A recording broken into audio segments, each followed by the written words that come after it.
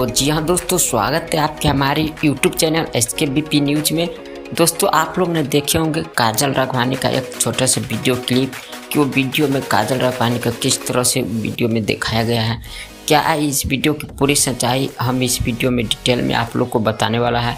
इससे पहले आप लोग हमारे वीडियो को दिल से लाइक करके चैनल को भी सब्सक्राइब कर लीजिएगा। तो चलिए शुरू करते हैं बिना किसी समय के। और दोस्तों आप लोग ने देखे होंगे काजल राघवानी के वीडियो क्लिप के माध्यम से कि काजल राघवानी को किस तरह प्रेग्नेंट घोषित किया गया है इस वीडियो के माध्यम से।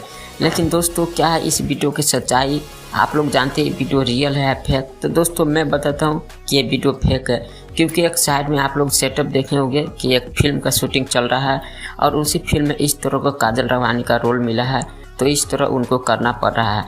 और दोस्तों ये वीडियो एकदम से फेक है, वीडियो रियल नहीं है। तो आप लोग इस वीडियो के इस तरह नहीं जाएगा कि काजल राघवानी प्रेग्नेंट है ऐसा वैसा, क्योंकि उसका अभी शादी भी नहीं हुआ है।